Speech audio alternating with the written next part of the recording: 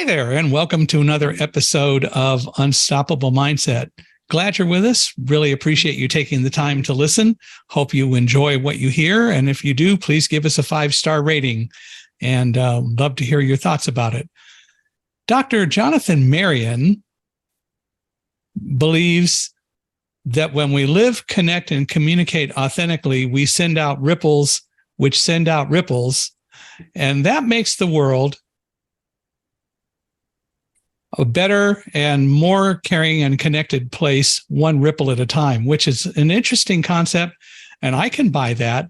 I've always believed that we plant seeds, but whether it's seeds or ripples, it amounts to somewhat the same thing. And the idea is you never know what's going to happen from what you do, but when you're doing it in a caring and connected and authentic way, it's got to be a positive thing. And that helps make the world a better place. And Jonathan was a cultural anthropologist and still is trained as a cultural anthropologist. He's now a life coach, and he's also a guest here on Unstoppable Mindset, if you haven't guessed. So Jonathan, welcome to Unstoppable Mindset. We're glad you're here. Thank you so much, Michael. It's a pleasure to be here. Well, lots obviously to think about and talk about, and we'll get to a lot of it, but I'd like to start with what I always think is kind of fun. Tell us about the early Jonathan, growing up and some of those things that kind of led you a little bit to where you are or where you started or whatever. Sure. I had grown up just outside of Boston, Massachusetts, and sort of had one parent who was religiously observant, one who was more secular, and so sort of always lived somewhat in two different worlds. And I think that really set me up to then later on, as I went into academia, always be interested in social sciences and just what did people think about and do the same and why, and what did people think about and do differently and why. And then after undergrad, I spent some time traveling overseas, volunteered on a communal farm in Israel, traveled to several other countries. And when I got back to the States and was starting to apply to different graduate programs, I ended up applying to 8 schools. But after the fact, I realized it was in 8 different disciplines and decided I needed a big umbrella. And that's where cultural anthropology came in. It seemed like the biggest umbrella to me. And always having that sort of living in two worlds, insider and outsider perspective, really took me down that track of becoming a cultural anthropologist. And so where did you do your undergrad work? My undergrad was at the University of Redlands in Southern California. And I double majored in psychology and political philosophy at the time. Cool. Well, you were in a place that had pretty decent climate overall.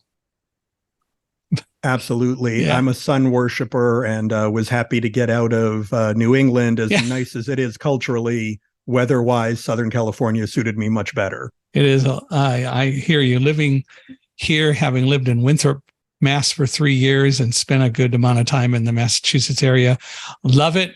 I appreciated the snow. And then later I lived in New Jersey, of course, also. But I like the weather of California. Of course, I'm still convinced that the best weather in the country is San Diego, but everybody likes what they like.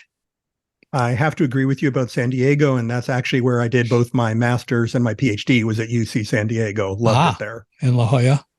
Yep, you got it. Yeah, which is a wonderful place to be. So you got your PhD in cultural anthropology when you settled on your umbrella and discipline, which is pretty cool. And then what did you do? Yeah, so specifically the PhD was a subfield of cultural anthropology. It was psychological anthropology. So that permeable border between personality and culture. And for about 6 years after that, I was working as contingent faculty, teaching part-time at multiple campuses in the San Diego area. And then a lot of my work ended up in the field of visual anthropology. So both studying visual phenomena and culture, everything from architecture to performances, but then also the use of visual media to convey understandings that weren't amenable to words alone, and got hired as a visual anthropologist at the University of Arkansas, where I worked for over a decade before resigning from academia at the end of 22. Well, Arkansas is quite the distance away from Southern California. Different weather. Different climates in multiple ways. Yeah, well, that's true. That is true. Definitely different climates in multiple ways. Well, so you decided in 2022 to leave academia. Why did you decide that? Yeah, so the decision actually started back in 2019. It was the end of 22 when I actually resigned. I was, for the first half of 2019, in Brazil doing research on sabbatical. And one of my best friends who lives in Rio de Janeiro, I was staying at his house. And very generously, my friend Geronimo gave me, a small bedroom to use while I was there. And I was sitting in his living room one day, and it's not one of the touristy parts of Rio. It's one of the areas where only, local people live. And I realized I was living in a bedroom that was smaller than my closet at home, but I felt more at home. And I started to ask myself, what was that about?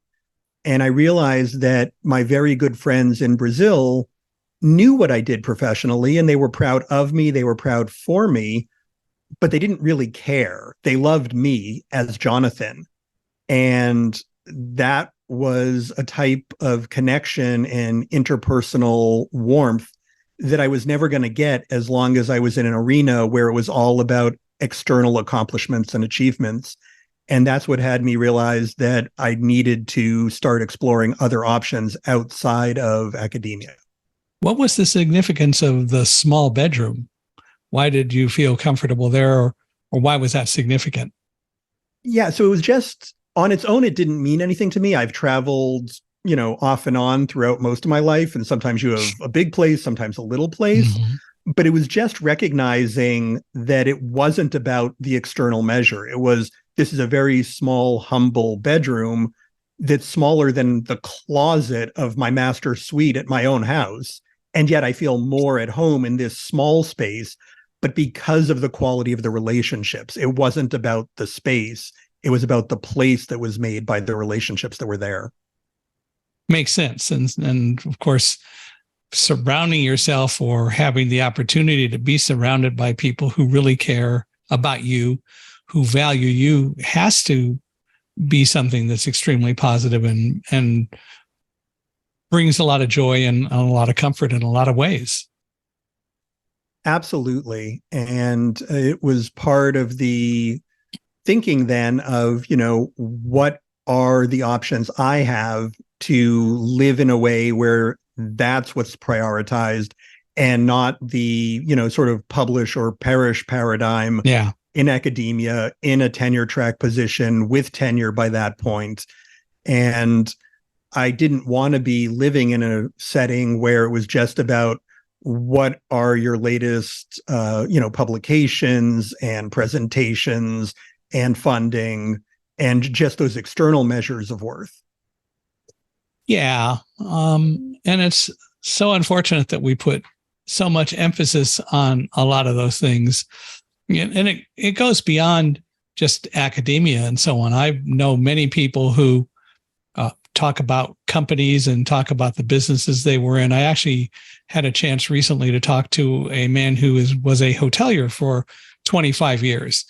And he talks now about the time of the pandemic and what has happened to hotels and the travel and tourist industry since then. And he said, it's gotten very cold. People don't value things the same way.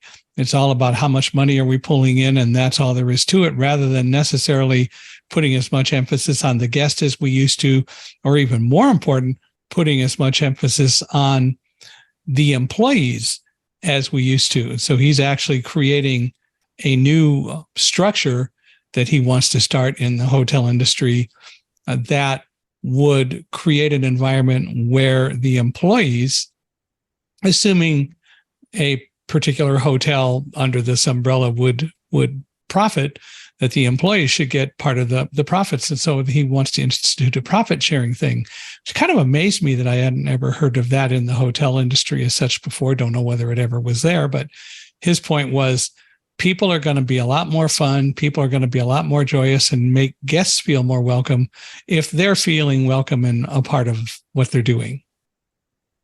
Absolutely. It's the basic idea of, if people are proud of what they do, happy about what they do, invested in what they do, for them, it's employment, but they're the ones who are actually providing the experience directly to the guests. Yeah. I mean, it's a job. Yes, it's a job, but it can either be a fun job and a job you like, or it's just a job that brings in money, which means that you're not putting the same amount of commitment and joy and love into it. Mm-hmm. Absolutely. Which is, something that makes a lot of sense to understand. Well, so you decided to take the plunge and leave academia and do what? So I thought about it, and at least in the model in the United States, as a tenured faculty member, 40% of your job is research. And it was like, okay, I'm good at academic research and publishing, but I don't love it, so I don't want to do that. 20% is professional service, so professional leadership. And, I've been president of national organizations, good at it, but I don't love it. And 40% is teaching.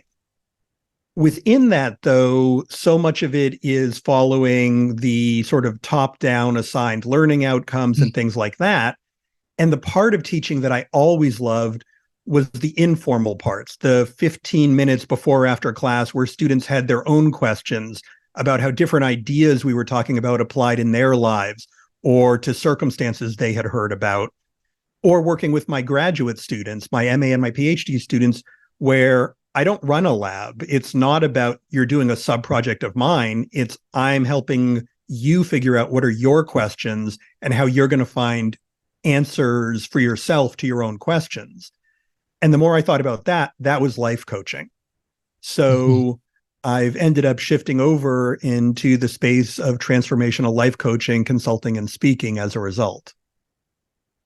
I've been in sales basically most all of my adult life. I learned a lot about sales from a Dale Carnegie sales course that I needed to take because I had been given a choice of leaving a company from doing non-sales type stuff, either leaving the company or going into sales, and as a result, wanting to learn about it.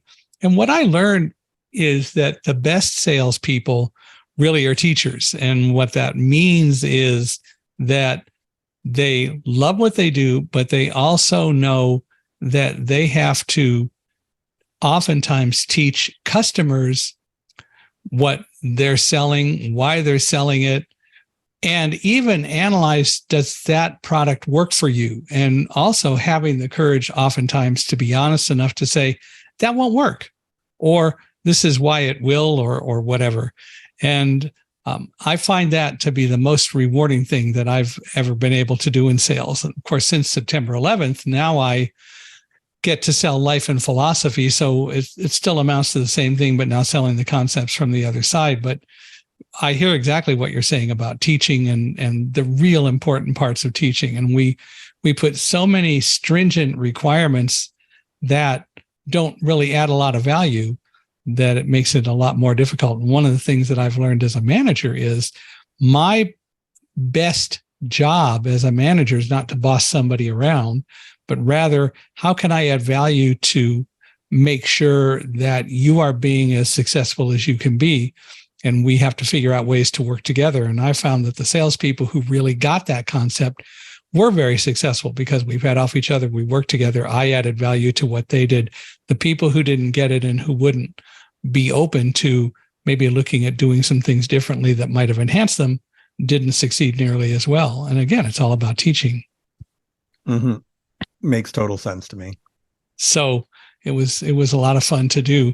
So you've just been doing coaching for this year, basically. I had actually started doing it within the last few years of being in academia. Mm-hmm. It was just that I was also still working as an academic through the end of 22. And so now full-time, I'm doing the coaching and consulting and speaking on related topics. Where is home for you now? Actually, since beginning of 21, no, beginning of 20, yeah, beginning of 22. Sorry. I've been a full-time nomad.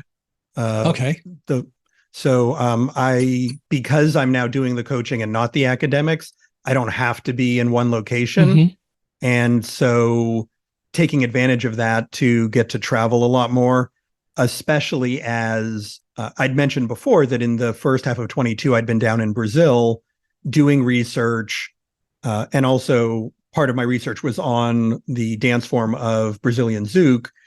But then in November of 2019, I'd had a bad spinal injury and nerve damage.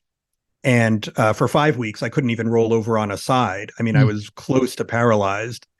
And I was just starting to walk unassisted again when the pandemic hit.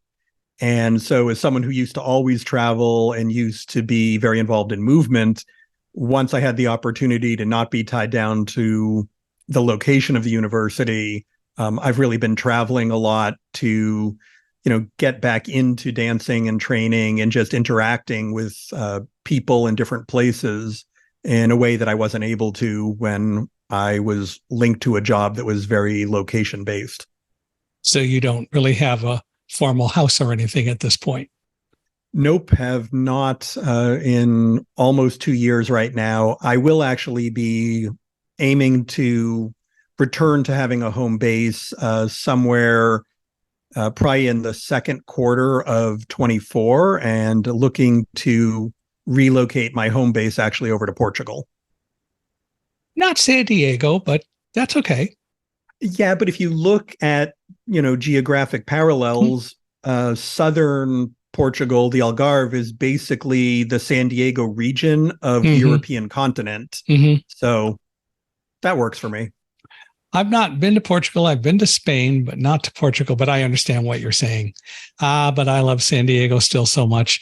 I was a nomad a little bit for a job back in 1976 because I was hired to work with the National Federation of the Blind and Ray Kurzweil in developing a reading machine for the blind. And literally, I lived out of suitcases in hotels for 18 months to work at various sites. So I'm familiar with the concept.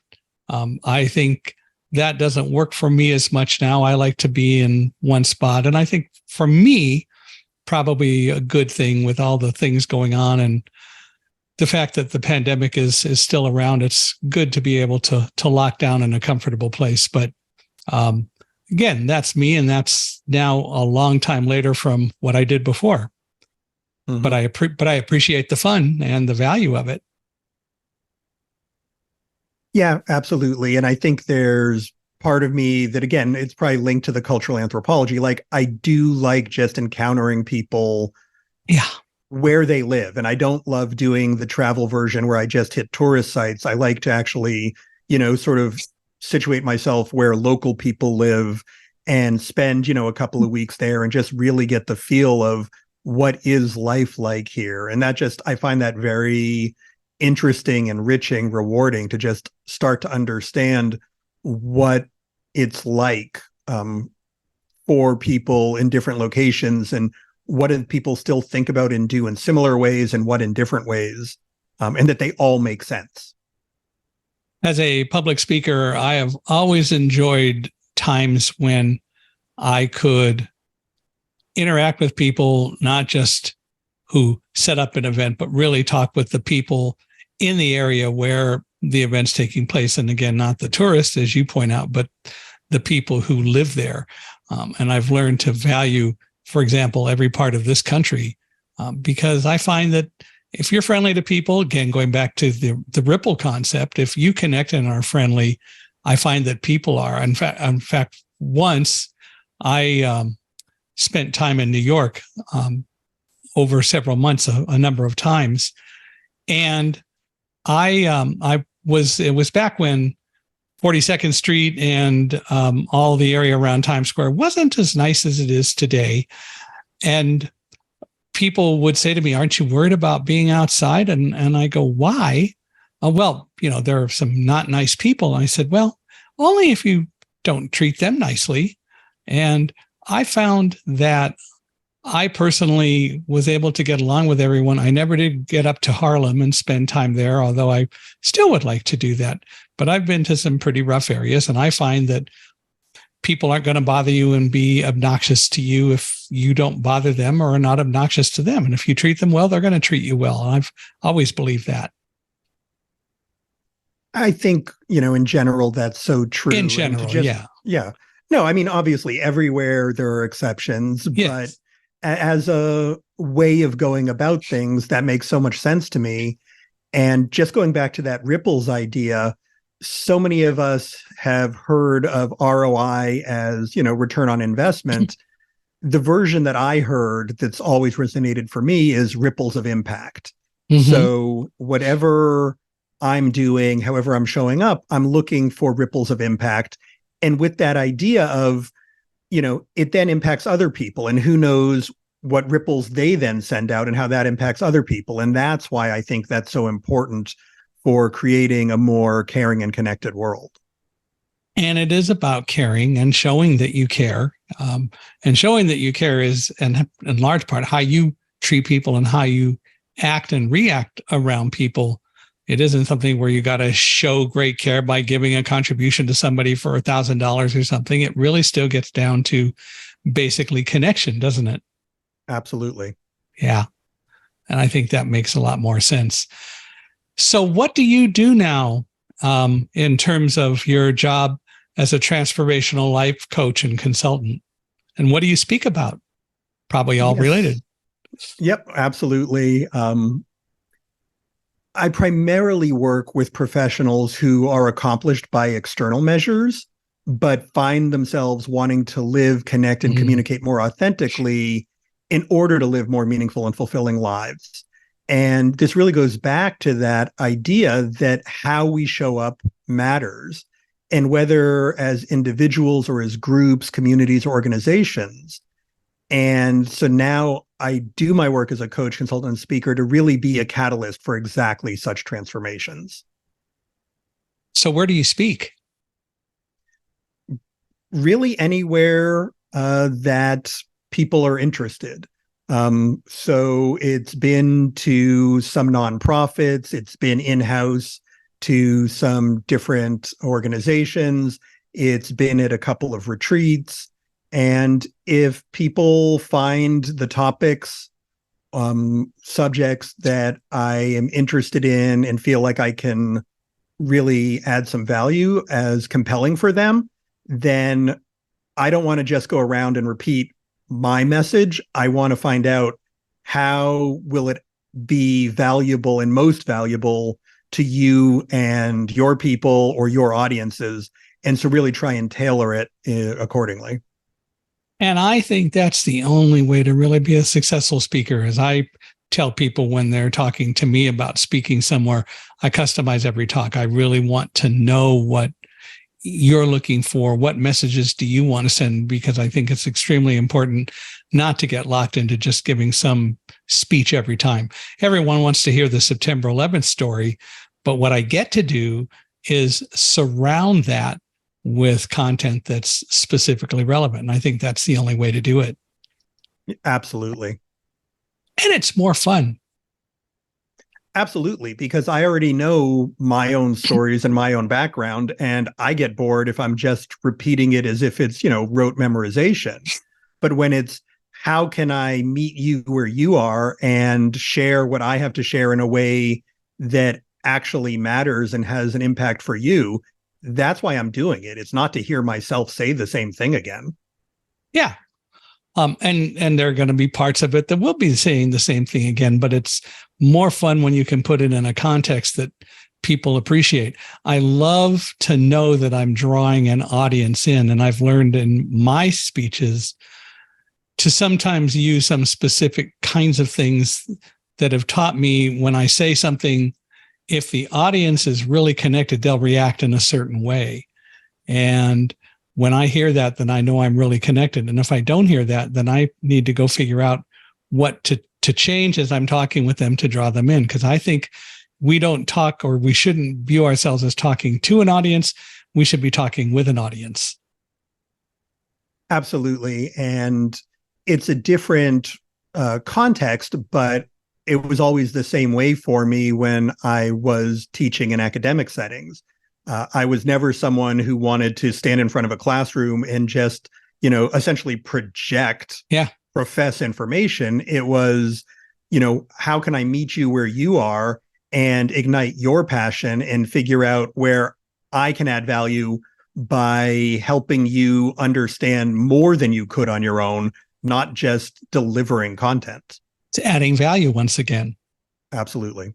I had a calculus professor who came in every day and he just started writing on the board and he said, from this we get, and it turns out that what he was really doing was just parroting what was in the book.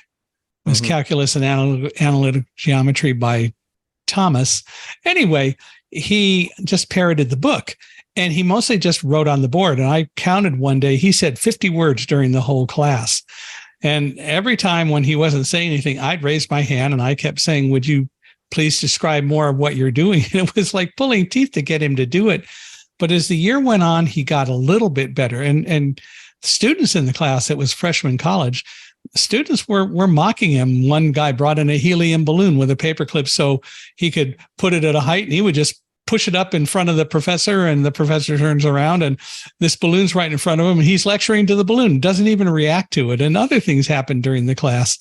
But I got him finally to do more talking than he did at the beginning. And then at the end of the year, I passed, I got an A in calculus, but he called me into his office and I'm going, oh, what happened now? I go in and he said, I got to tell you, I really appreciate you and what you did because I could not understand why students were really not interested in what I had to say. And he said, I realized that I wasn't talking, I wasn't engaging with them. And when I started doing that, it made a world of difference. And it does. It's all about connecting again. And so, yeah, it's kind of one of those things. So what kind of clients do you get and kind of what have you been able to do? I'd love to hear a story about how you've helped change someone and the way they work. Sure. So again, I primarily work with people who are accomplished by external measures. And so accomplished could mean anything because it could be anyone from a school teacher to a CEO. I'm just talking about in whatever field they are. If you look at it as an outsider, you say, yeah, they're good at what they do. They're, not someone who's just breaking into the field or switching.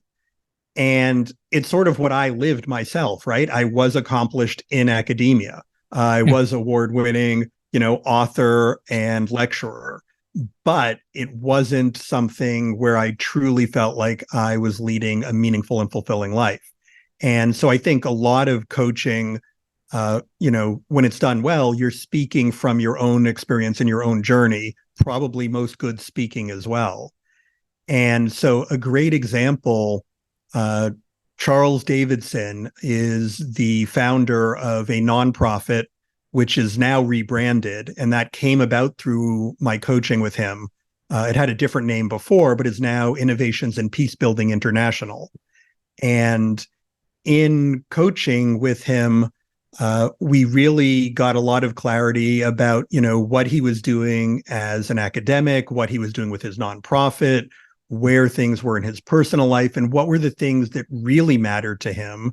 And he just got so much clearer on, where he was, where he wanted to be, how he wanted to get there, what he needed to do to start, that we basically did a 6-month coaching engagement. And part of my calling myself a transformational life coach is I'm not looking to be your coach for 2 or 3 years. I'm always available to you for support at any point, but I want to equip you to change things, to transform, and be able to go forth on your own. And so when I followed up with him 3 months after we finished our coaching engagement, he told me that they had 3 times as much in the bank for the nonprofit as they had when we started. He and I never talked about money strategies. That's not what I coach on. But he got so much clarity about what he was doing that he restructured the board. He renamed the nonprofit. And then when I followed up with him later, a year after we finished, they had 10 times in the bank. We also never spoke about physical fitness. I'm not a coach for that.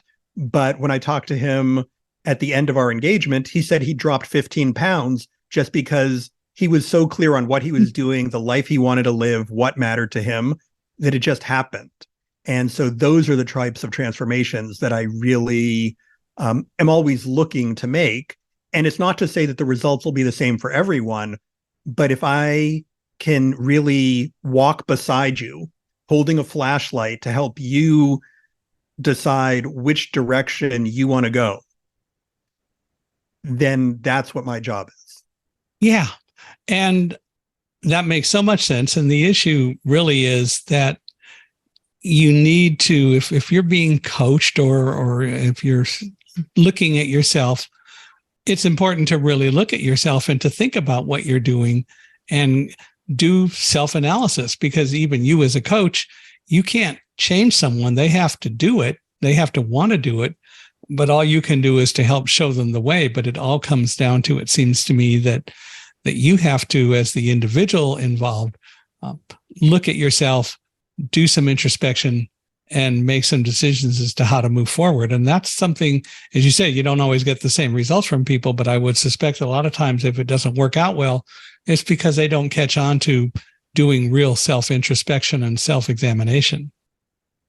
Absolutely. And so the parallel I gave earlier to working with, especially say my PhD students, my job is to help you get clarity on what are your questions, to help you get clarity on how are you going to find answers to your own questions. And so it's the same thing as a life coach. I'm helping you figure out what are the things that you really want to figure out for yourself, and how are you going to go about doing that for yourself. If I just give you a paint by numbers, what do you care about that? Why should you care about that? It's nice, but it's nothing about what matters to you. Right. And you won't progress and you won't value it. And even if something sort of accidentally happens, then you're sitting there going, well, why did that happen? What accidentally made that happen? And you don't catch on to what really is involved and what's really important. Exactly. Your life isn't transformed, which means I really haven't done that much to support you as a person. And that doesn't mean that it's your fault as the coach if someone isn't really willing to take the time to think and analyze for themselves. And I am such a fan of introspection. I think that people should take time every evening before they fall asleep to think about themselves and their lives and what they did today. How did this go? Why could this have been better, or could it have been better? And all of that. If we really take a hard look, it isn't such a hard look once you really start to practice it. That's quite true. And at the same time, I'm not the best coach for every person, right? We all have different styles. And so I want to have a conversation, whether it's as a coach, whether I'm a consultant for you, whether I'm a speaker for your organization. Is it actually a good fit? And let's make sure that you have the best fit for you, the same as I want that for myself. So I am assuming that there are probably times that you felt you weren't the best fit for someone. Do you help them find a coach, or how does that work? Absolutely. So if I know someone in my network who I think might be a better fit, then I absolutely make the direct recommendation. If I don't, but I know someone who might, I ask if they want me to inquire. And if either they don't or I don't know someone, then I explain to them and describe to them what I think it sounds like they're looking for, and any leads I have or any suggestions for where they might be better suited to find someone who I think will actually support them. Again, they have to really want to do it, but you don't have control over that. No. Which is understandable. Well, in our world today, we have a lot of social pressure to achieve and be successful, and whatever that may mean. But how do we deal with how can we reorganize and change what we do to deal with all of the social pressures. And you talked about that in terms of what you had to do as an academic and the pressures that were there with Publish or Perish and other things like that. How do we change that? Yeah, so I think there's two really important pieces to that. And I thank you for the question. So I think the first piece that is really important is to understand that as human beings, we only have one nervous system. And it was one that was evolved to deal with, you know, short-term, high-stakes, life and death types of threats. And so, you know, fight or flight, or then if you add in the freeze or fawn responses, you know, those are all evolutionarily developed to deal with major confrontational situations, like, you know, go around the corner and there's a big bear there. Well, yeah, that gives you this huge spike of all these stress hormones so that you can respond and deal with it. But the situation then resolves itself. And then all of those hormones can drain out of your system. Whereas the things that we get stressed about today are ongoing. They're the traffic, there's the competing pressures between different relationship responsibilities and work responsibilities, and coworkers who may or may not be doing what you think their part of a project is. And so when do we ever have a chance for that to all sort of dissipate? And we really don't. And I think that that's a large part of the problem. And so then how do we reorient and focus? I think is about shifting from concentrating on, you know, achieving, from the what, from the doing, to the how and the being. And so an expression I heard when I was younger that has always stuck with me is life is only 10% how we make it, but it's 90% how we take it. Mm-hmm. And I think we can always ask and choose how we want to be, whether more generally, such as, if I take this job, how do I want to be in this job? If I have these people in my social network, how do I want to be with them? Or it can be in a given moment or situation, such as, how do I want to be in this given conversation, in this given negotiation? And that's something we can always choose. Interesting way to put it, and that it is a choice. Well, there's so much social pressure to do and achieve and so on. Typically, why does that cause so much stress? I mean, we put ourselves in that position a lot of the time. Why does it cause so much stress? Yeah. So again, I think that goes back to the fact that there isn't a secondary nervous system for social pressure. And so we don't have a second nervous system that's different for the ongoing lower stakes social interactions. And as such, we have this constant pressure of doing and achieving that leaves our brains swimming in this stew of stress hormones. And again, it doesn't dissipate. If there's a big bear, either I get away, I bonk it on the head with the rock, I freeze and it loses interest, and then all of that goes out of my system. And we don't have that. And I also think this is where the issue of social support versus access starts to show up as very narrow models of what count as achieving get used very indiscriminately. So you've spoken about some of this dynamic before, and that, you know, what counts as a disability is actually a social issue. Yeah. So why, for instance, is it a disability when someone in a wheelchair can't reach something on a high shelf unassisted, but it's not a disability when it's a young child unable to reach the same item? Or a short person. Sure, absolutely. And the point is that it's really, you know, what are the frameworks? Because as human beings, we're social organisms, we're social beings. And so do we actually feel like we belong, like there's support, like there's allowances, or not? And so a great example of this from my former career in cultural anthropology comes from an ethnographic film, The Bird Dancer.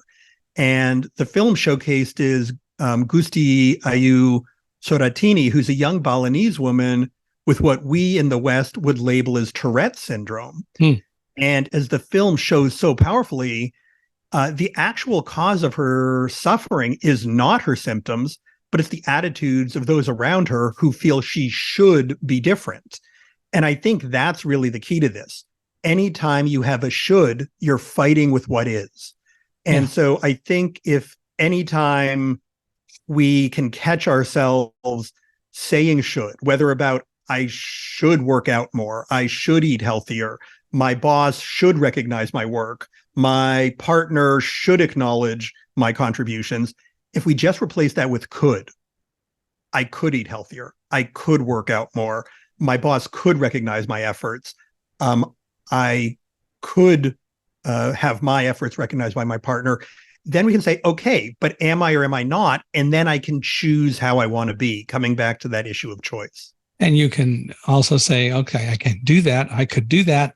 How do I do it? And it gets back to analysis and examination again. Absolutely. And it goes back to that how versus just the what. Now, I'm not an expert on bears, but my mindset and my mental attitude also says, gee, is there any chance to become friends with the bear? And I don't know the answer to that. I don't either. And again, I'm talking at a very general level about, of course, what is our nervous system primed for. That said, if it's a bear that's grown up around humans who are not a threat to it, then chances are that it's not going to be that dangerous unless it's provoked. Unless you just exude fear, and animals sense that. And the result is that has some impact on it. I don't know, but I would presume that it's possible to become friends with the bear. And likewise, what it also means is when you come across these things that are just overwhelming, you can learn and choose to let it overwhelm you or take a more strategic approach. I'm writing a new book. It's called Live Like a Guide Dog, and it's about my growing up and being surrounded by dogs basically most all of my life. I start when I'm 14 with my first guide dog, Squire. And it's about lessons I've learned because I realized at the beginning of 2020, I talked a lot about the World Trade Center and escaping without being afraid, but I've never really taught anyone how to do that. And so this book is going to start to work to teach people how to control fear and how to use fear as a very powerful tool to assist you rather than allowing yourself to be, as I say it, blinded by or overwhelmed by fear. Nice. That sounds super interesting. I look forward to reading it. It'll be out next July or August. It's we've got a publisher and they've been working on it, and we've even gone through the copy editing and all that. And there's another round coming up of that, but it's kind of fun. And every time we get the book back, they either have questions or we find a few little things to tweak. That's okay. I understand that's part of the publishing process. We did that with Thunderdog when wrote that in 2011. But fear is a very powerful tool that can be the bear, or it can be a nice, friendly puppy dog that nevertheless can be something that you have to deal with, but you can, which will be kind of fun to get through. So in general, how would you advise people, or what would you advise people about dealing with the overwhelming kinds of conditions and stresses that we face? How do you help people change what they do and become more able to cope with that? Yeah, so I really sort of break it down in my head to sort of three categories. And so the first one I had mentioned briefly, which is I think it's so important to start with what actually is. So not the stories we tell ourselves, not the internalized projections, but so first, and the one I already mentioned, is could, not should. Because again, anytime I'm saying something should be a certain way, I'm fighting with what actually is.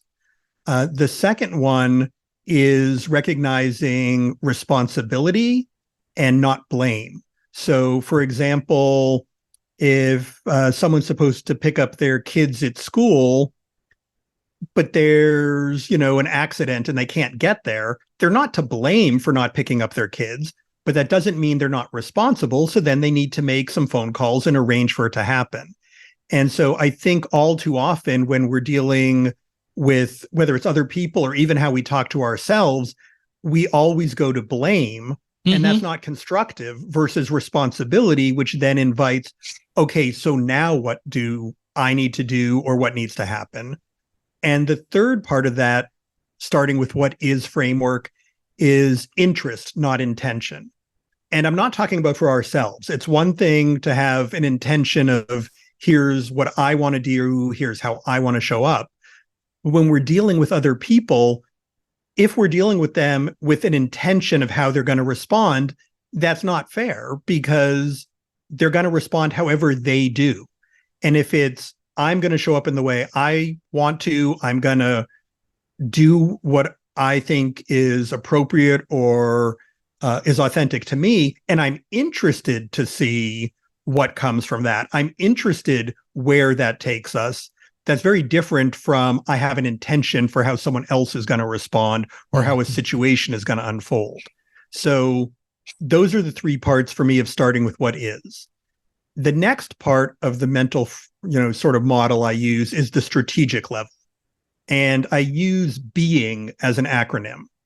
And happy to go into any of it in more detail, but just to sort of give the umbrella level view, the first part of B for being is begin where you are. And I think all too often people sort of rush to where do they want to go? Well, you can't navigate on a map if you don't know where you're starting. Your GPS can't guide you anywhere if it doesn't have a signal that it can pinpoint where you are to begin with. E is for explore where you want to go. Because it's one thing to sort of say, oh, yeah, I'm going to apply for the promotion, but why? Is it really what's going to suit you? Maybe it's going to give you more money, but does it take more time so you can't actually spend the money for, say, the time with family, which is what you really wanted? Right. The I is for investigate your options, because once you know where you are and you know where you want to go, there's never just one way to get there. What are the different ways to get there? Which ones have served you in the past? Which ones appeal to you now? And really investigate that so that you figure out what's the best way for you. N is for now start, because I think all too often we get trapped with trying to make sure it's all planned out perfectly. And think about like the book you were just describing, and I've, written books as well. If you wait for it to be perfect before you submit it to a publisher, it'll never get published. It's you start it, you get it to a point, you send it out, and then it's an iterative process to hone it in to be the best. And so starting is so important, and especially with the pressure to achieve, the trap of perfectionism so often prevents people from even starting. And the G of being is get your best life. And I don't mean that everything's done and it's complete, but all too often we're so busy chasing and trying to achieve that we don't actually recognize the changes we've made. We don't appreciate what we've learned along the way and how we're now equipped to always do that for ourselves going forward. So that's the second one, the strategic level. And the third and final part I use is sort of the tactical one. And it's the simple question, which I mentioned before, of how do I want to be as a question? Because again, I can ask it, bigger situations, relationships overall. I can ask it regarding this very conversation. And every once in a while, life is so overwhelming or the stakes are so high emotionally that even that gets challenging. And then I turn to a version of it that I label future casting. And so we've all had that situation where, whether it's 2 hours from now, 2 weeks, 2 months, I go, oh, I wish I had said, I wish I had done. And so when it's really overwhelming, I ask myself, okay, what does 5 year from me, Jonathan, wish I would have said or done right now? When I look back on this in the future, how will I have wanted to respond? And it may not be easy to do, but it's usually pretty simple to figure out. And once I know what that is, then that's what I do. And that's what I coach people. So start with what is, strategically use the being model, and then tactically, how do I want to be, and future cast if necessary. You ever get people who say, gee, that sounds like a lot of work and it's pretty complicated? Yes-ish. Yeah. When you're just talking to people about like what's involved, then sure, I get that. But the whole point is, it's not, I write down a list of these things, Right. hand it to you and say, come talk to me in half a year. It's, here's the model we're going to be following. But again, it's a model, it's a map. It doesn't mean that you're locked into anything. It's a framework. And just like any really expert cook, they do it sort of on the fly. They know all of the strategies, but they can combine things on, the spot. It's not, no, I have to absolutely, follow the written version through and through every single time. That's not the point. And so it's, here's the model, but we're going to spend the time. I'm going to be walking beside you, shining that flashlight on each piece of this so that you can just concentrate on figuring it out. I'm the one who has to hold the model in mind. I'm the one who has to make sure that it's working for you, and that we take longer where you need longer to process, and that the parts that you fly through, we don't stay spending time just because it's in the model. What do you find, though, for people who follow the model, who work with you and you coach, as you go forward and the more time you spend with them, does adhering to the model or properly utilizing the model become easier for them because they're developing the muscle? Absolutely. And again, it's an acronym to make it easy to remember. And, it's up, the being one is up on my website. And, it's something we talk about. But again, if that language doesn't work for them, I don't care. It's not about the actual wording. It's just a framework. If they want to call it something else in their head and that's what works for them, then in our interactions, I'm going to use their language. I'm going to use whatever framework works for them. It's just something that was really resonant for me. And the vast majority of people who I work with, they like it and it has some resonance for them. But again, it's only a model. It's not anything that's cast in stone. It's not the answer to anything. Right. It's not the model, it's the concept. And it's however anyone does it, it's still finding the way to get to address the issues that the model essentially brings up, whether you call it the model or use the language or whatever. It's still basically dealing with the concepts that you're trying to get people to understand and analyze and do something with, right? Absolutely. And I think as a general framework, it makes sense to people. Like, you begin where you are, you figure out where you want to go, you figure out how you're going to get there. Once you have that, you actually have to start. And the whole point is to get where you're going. Like, that's pretty easy. Yeah. It's a concept and it makes perfect sense. So however people want to phrase it, and everybody likes to use their own words, or a lot of people do, that's okay. As you said, it's still the basic concept that you're really addressing. Absolutely. So having been in the anthropology academia world for a long time, how does that work into what you're doing now as a life coach? Yeah, it's really interesting because it informs it in ways that I didn't even realize it was going to when I was first training as a coach. The one way that I think it shows up more than any other is as a cultural anthropologist, when I go to study, different cultural groups, the whole point is I'm not the expert. I'm there to be a student and learn from them why they do things the way they do. How do they think about it? What does that framework do for them?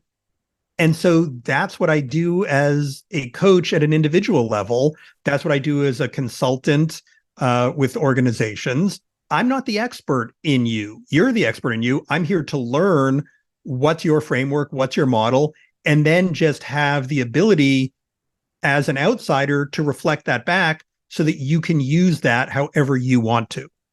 So that's the biggest way. The next one is the idea of ethnocentrism. And so many people have heard of it. And there's sort of the popular version of taking for granted that your way is the best. Well, that's a problematic version, but it's not the most problematic because it's acknowledging that other people have other ways of thinking about and doing things. The insidious version is taking for granted that your way of thinking about things or doing things is the only possibility. And so I can, the same way as I would teach, students about ethnocentrism, I can do the same thing with different clients. It's, well, maybe the way you think about it isn't the best. Maybe the way you think about it isn't the only one.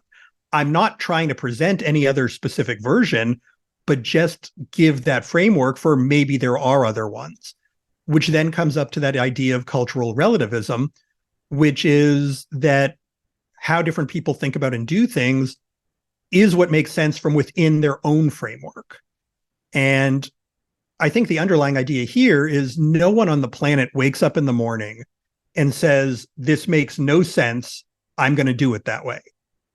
They may think the options that they are aware of are all bad ones, but they're still picking the one that they think is least bad.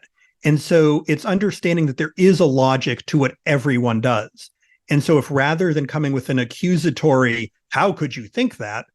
I can do it from genuine curiosity of, how can you think that? Because there's clearly a way to do it. Then I can understand different frameworks and take them as seriously as the ones I'm more familiar with. And I can work with you to help you be able to do that as well. The next one is sort of the holistic perspective, which is nothing is in isolation. Nothing is divorced from everything else. It's not necessarily connected to everything, but it's part of a bigger picture. And so while one thing may be troubling you, or there may be one area in your life that you're looking to, adjust, or there may be one part of the business that doesn't seem to quite be coming together the way you want. The fact is it's still linked to other ones. And let's look at where it fits in so that we're really addressing the whole system and not just a piece in isolation. And the next one would be the idea of generalizations versus stereotypes. And I take this from a medical anthropologist, Gerianne Galanti, who the human brain recognizes patterns. That's part of what we're good at. But the difference that she's drawing is a stereotype is saying, I know something about you, and that's the end of what I am thinking. I think I then know everything. A generalization is saying, oh, I know something, I recognize a pattern. It's the beginning. I ask, might this be applicable to you? So say someone who's a patient in a hospital setting, and I know their religious background, rather than saying, oh, you're from this background, therefore I know what your dietary restrictions are. I say, oh, I see you're from this background. Are these restrictions actually things that we need to look at for you? And so it's using it as a beginning point, not as an ending point. And the final one would be around different types of isms. And, people can have prejudice in every single direction. But the idea is that there's a difference between just having prejudices versus prejudices plus power. And so really recognizing power differentials and, how those show up are things that, especially with some of my consulting work, I can really rely on my anthropology background to help, point out where those things may be exerting an influence in ways that not everyone is aware of. And therefore, they can be much more intentional about how they're actually interacting with people and showing up and doing things. I love being a student, and I feel that if I ever stop learning, then there's something wrong with me. And I love asking questions. And as I tell people in the sales world, I never like to ask close closed-ended questions. It always has to be open-ended questions. I don't like yes and no answers to things because I want more information. And I think it's important to always look that way. So I resonate with the things that you're saying, which are, I believe, really pretty cool. You mentioned disabilities earlier, which prompts something that I'm sure you've heard me talk about on some of the episodes you listen to. Tell me a little bit about diversity. And you talk about coaching beyond diversity. What do you think about diversity as a cultural anthropologist, and why do you talk about coaching beyond that? Absolutely. So I think we actually share some perspectives on this. And so while I'm a cultural anthropologist, it's still under the larger umbrella of anthropology. And so I really want to borrow from some of the biological anthropologists here. And so I look at human diversity the same way I do the same way I look at biological diversity. It just is. It's a fact. It exists. And then the question is, where do we go from there? Do we think and act in ways that appreciate, respect, and honor diversity? Or do we take it for granted, ignore it, or even worse, denigrate or degrade it? So just as you can't grow every plant in the same conditions, not all people thrive in the same conditions. And just as bright, direct light on one plant, it needs to thrive, would harm another, so too with any one-size-fits-all approach to people. And so because of your work in this space, I'm sure you've heard, the different versions of DEI, DEIB. The one that I heard that made the most sense to me and that I work with and that I'm sort of referencing when I talk about coaching beyond diversity is JEDI or Jedi. And so growing up when I did, the Jedi were the defenders of what was right in the universe. And the J stands for justice. And it's just, what is the right thing to do? And it's about valuing and protecting all. And it's not, PC for the sake of saying it. And one of the things I'm not saying there's no value to it, but I really do get upset by at the same time is when I hear people talk about the positive business outcomes of being more aware and sensitive to these issues. Not that that doesn't matter, not that those things aren't true, but I don't think the reason to take these things seriously is because of business outcomes alone. That should be a byproduct.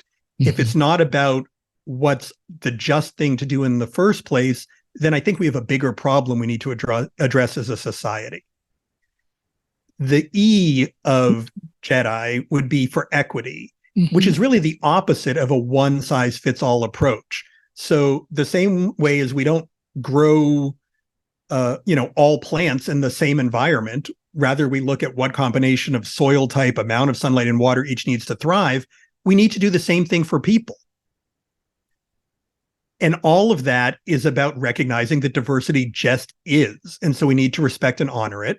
And if we do all of those things correctly, that's where we get to inclusion. And so where diversity is about recognizing uniqueness, inclusion is about belonging. It's about recognizing and showing how each unique piece is equally important in completing a puzzle. Any one piece that's missing, the puzzle isn't complete. No one piece is more important to that than any other. That gets to be the real issue, of course, doesn't it? I mean, that's why with things like Unstoppable Mindset, where our tagline is where inclusion, diversity, and the unexpected meet, I put inclusion first because typically diversity in our discussions leaves out disabilities, which it shouldn't. So we talk about where inclusion, diversity, and the unexpected meet really means that you're going to either be inclusive or you're not. And inclusive means you have to include all things. You can't kind of go part way. Well, we're partially inclusive. We deal with race. Nope, that's not really inclusion very well. It isn't. There's lots of different things. We can add in neurodiversity to that as well. I know when I was recovering from that spinal injury I mentioned to you, they had added a new glass door to the sort of suite where I had my visual anthropology lab. Well, they put the lock at floor level because it was a glass door and they didn't like the look of a lock at the handle level. Well, I was recovering from a spinal injury. I was using a walker. I can't get down to the floor level to unlock it. Yeah. And it was something they added, which is how many years after, the disability acts that all specify that any new thing needs to take into account those different types of issues. I'm fortunate. I was someone who that's not a permanent issue I have to deal with, but it was still shocking to me that, despite the fact that there were federal laws about it, nope, wasn't aesthetically appealing to them. They didn't even take it into account.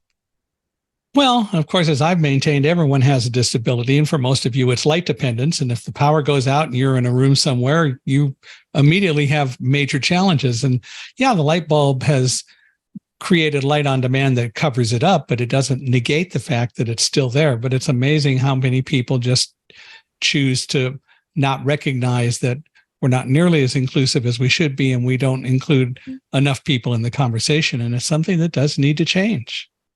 Absolutely. It's one of those things that it's a goal, and we'll just continue to work toward it. Well, Jonathan, this has been a lot of fun. If people want to reach out to you and maybe explore working with you or consulting, how do they do that? Absolutely. So best place to get more information, hop on my schedule, fill out a contact request would be my website, which is stepsalongtheway.global. So just one word, no punctuation, stepsalongtheway.global. It's the name of my business, Steps Along the Way, because I think where we are now is the steps we've taken. And the way to get the life you really want is to have intentionality about the next steps you take. And .global, because I'm happy to work with people from anywhere and everywhere. And I travel enough that I might even be there. People are also welcome to reach out to me as far as direct email. And best way to do that would be SATW. Again, that's for Steps Along the Way, SATWcoaching@gmail.com. Send me a direct email and I will be happy to be in touch and figure out whether I'm someone who can add value to you. And if I can't, help you figure out who could. Super. Well, thank you again for being here, and thank you for listening. We hope that you've enjoyed this. Please reach out to Jonathan. I think that it's pretty obvious he's got a lot to say that would be valuable and is valuable for all of us. I'm going to listen to this podcast a bunch of times, I can tell you that. I'd love to hear your thoughts. And of course, again, we would appreciate a 5-star rating for Unstoppable Mindset. But if you'd like to reach out to me, I would love it. You can reach me at Michael H.I., Michaelhi at accessibe, accessibe.com, or go to our podcast page, www.michaelhingson.com/podcast. Michael Hingson, one word, MichaelHingson.com/podcast. So love to hear from you. Really would appreciate it. And Jonathan, once more, I really appreciate you being here and all the interesting and I think very exciting and profound thoughts you've given us. And so thank you for doing it. Absolutely my pleasure, Michael. Thank you so much for having me.